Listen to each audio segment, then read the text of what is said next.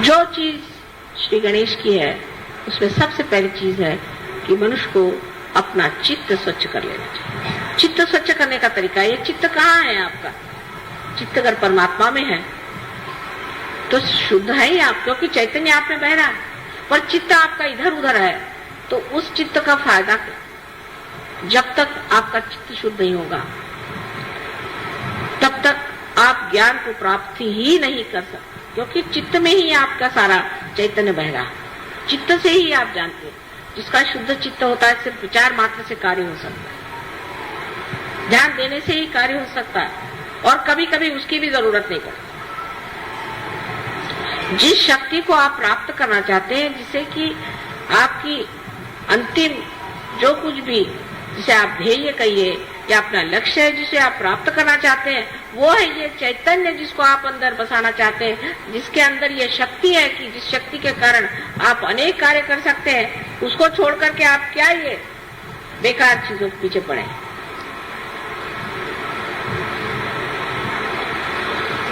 चित्त सारा इसमें रहेगा कि सहयोग में आने से हम कितने रुपए पैसे कमा सकते हैं, नहीं तो क्या क्या चीज मार सकते हैं। उससे जरा ऊंचे उठे तो इस पे चित्त रहेगा कि हम किस तरह से अपनी बीमारी ठीक कर लें।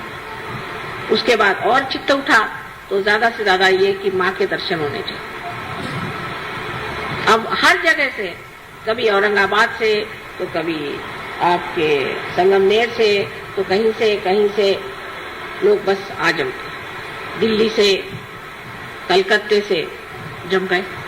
हम जान करके मुद्दा मराठी में शब्द है, इसका कोई और वो नहीं है, पर्याय नहीं। मुद्दामू जान करके हम आए। क्यों आए भाई?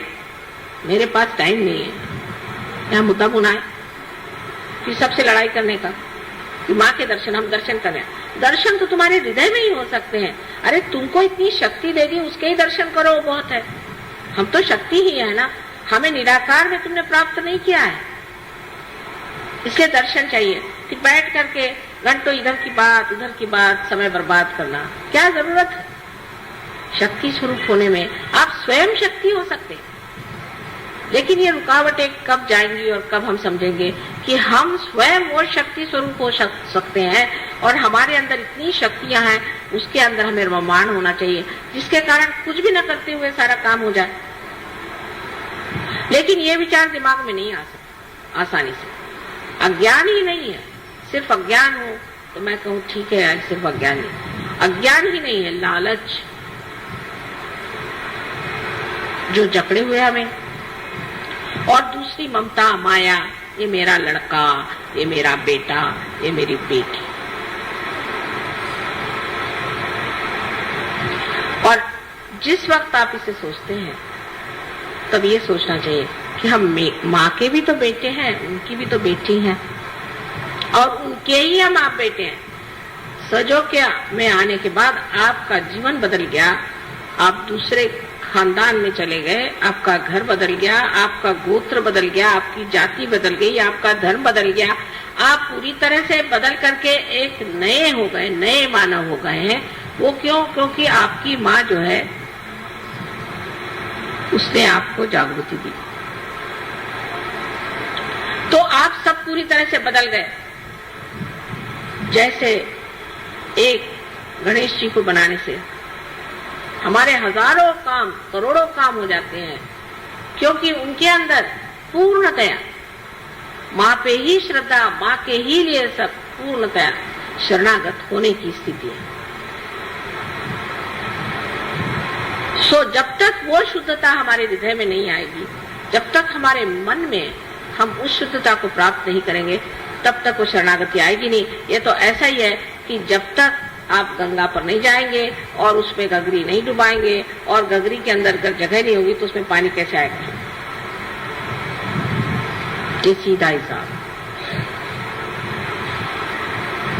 सो जरूरी है कि हम अपने चित्त को शुद्ध करें, और चित्त को शुद्ध करके वो शुद्ध चित्त ही हम अपने माँ को दे सकते हैं। अशुद्ध चीज से तो हमें तकलीफ ही होती रहती है, और जब शुद्ध चित्त होता है तो आपको आश्चर्य होता है कि आप स्वयं ही एक पुष्प की तरह महकते रहते हैं।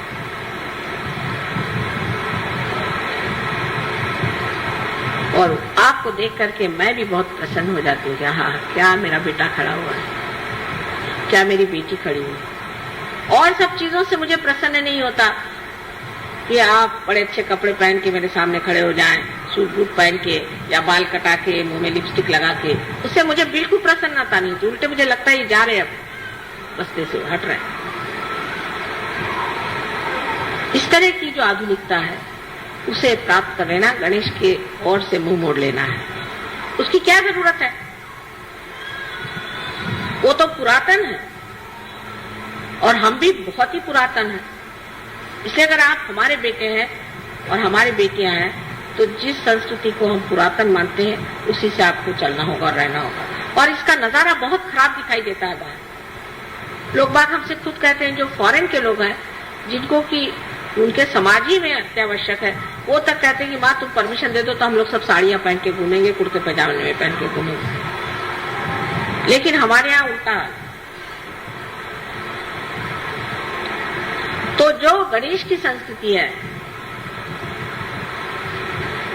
कि इस संस्कृति की अंतरतम जो स्थायी भाव है वो है सौंदर्य। अब आप देखिए, ऐसे तो वो बहुत मोटे हैं, उनके तोंद इतने बड़े हैं, महाकाय हैं, गणेश इतने मोटे दिखाई देते हैं, लेकिन उनका सौंदर्य क्या है, किस चीज का आकर्षण है? लोकमान्य तिलक ने क्यों गणेश जी की मूर्ति को कितना, ऐसे तो महाराष्ट्र में विट्ठल विट्ठल ही लोग करते रहते सुबह से शाम तक, वहां से विट्ठल भी उठ गए। यहाँ तो विट्ठल की बीमारी है सबको, तंबाकू खाकर।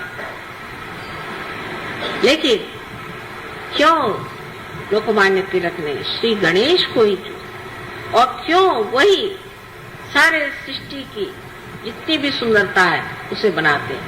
उनका कौन सा स्थायी भाव है जिसके बगैर श्री राम, श्री कृष्ण, ईसा मसीह या बुद्ध या कोई भी नहीं सौंदर्य में उतर सकते थे? वो कौन सा उनके अंदर भाव था? उनके अंदर वही बाल्य स्वभाव, एक बालक का स्वभाव, जिसमें अबोधिता, इनोसेंस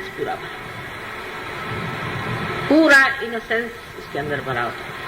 यही चीज जो है सबसे मोहक और सुंदर होती है, न कि आपकी चालाकी और आपका बनना ठनना। ये कोई मोहकता, ये तो 2 क्षण की बात है। एक मुंह पे लोग अच्छा बोलेंगे, पीठ पीछे बुरा कहेंगे। लेकिन जो अबोधिता श्री गणेश की है वही सारे सौंदर्य की सृष्टि सारे संसार में कर। तो सारे सृष्टि का जो रूप है वो श्री गणेश की कार्रवाई,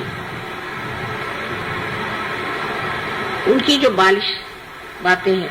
श्री कृष्ण का भी वर्णन वही सबसे अच्छा लगता है जो सूरदास ने किया है। युद्ध वक्त चलते थे, ऐसे पैर से पैंजन उनके बजते थे, गिर जाते थे, और आश्चर्य की बात है कि वो शीशे में अपना स्वरूप देख करके बड़े खुश होते थे, हालांकि वो विश्व के करता है। जहाँ उन्होंने अपनी माँ को अपने मुंह को खोल करके और सारे विश्व का दर्शन कराया, और बच्चों जैसी जो बातें करते थे। श्री राम के लिए भी यही कहा जाता। ईसा मसीह के बारे में लोगों ने उसका बचपन बताया नहीं, लेकिन उनका बचपन श्री गणेश के रूप में आप जान सकते हैं। और इसीलिए जहां जहां बचपन का लोगों ने उल्लेख नहीं किया तो बड़ी भारी गलती कर गए, क्योंकि ऐसे लोगों में आनंद और उल्लास नहीं होता, रोने धोने का धर्म बन गया।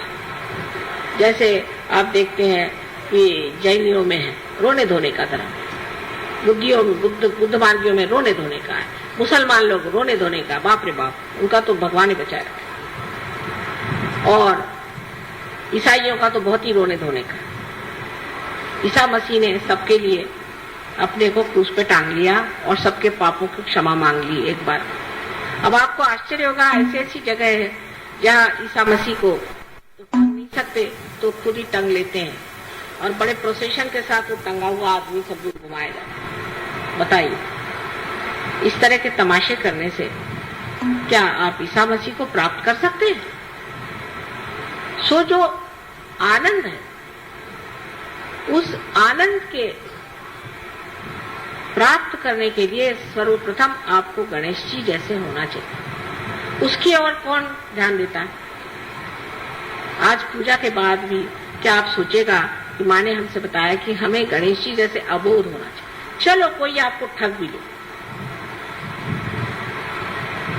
हमें भी बहुत लोग कहते हैं कि माँ बहुत सीधी हैं, आप बहुत भोली हैं, आपको लोग ठग लेते हैं। मुझे ठगने वाला अभी तक पैदा नहीं हुआ, लेकिन मैं जानू तो कि तुम कैसे ठग हो, नहीं तो मैं जानूंगी कैसे कि ठगी क्या होती है, क्योंकि मुझे तो मालूम ही नहीं ठगी चीज क्या होती है। जब ये मुझे ठगते हैं तब मुझे पता रहता है कि ये ठग है और ये ठगी होती है। फिर उधर चित्त देने से वो ठग भी खत्म हो जाता है और ठगी भी खत्म हो जाती है।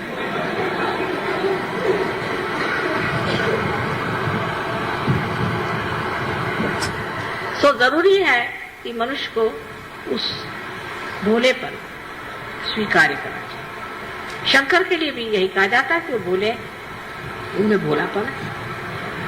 कौन सी ऐसी देवता है जिसमें भोलापन नहीं? देवी के लिए कहते हैं कि जिस वक्त उनको बहुत क्रोध आया और उन्होंने सारी सृष्टि का संहार करने का विचार कर दिया, बिल्कुल तंग आ, तब सब लोग में हाहाकार मच गया कि जब माँ ही बिगड़ गई तो अब क्या होगा हमारा। और सबको लगा कि अब तो हम सर्वनाश हमेशा के लिए हो जाएगा और फिर से सृष्टि की रचना ही नहीं। उस वक्त शंकर जी को एक बात सूझी कि उन्हीं के बच्चे को उनके पैर के नीचे में डाल दिया पहले, कि तोड़ना है तो इसी बच्चे को तोड़ो। इतनी बड़ी जीभ उनकी निकल आई, बाप रे, मैं अपने बच्चे को ही मिटा रही। ये बच्चों की तरफ से जो हमारे लिए एक तरह से प्यार, आह्लाद, एकता और जो जिसे हम कहते हैं एकाग्रता, समग्रता, ये प्राप्त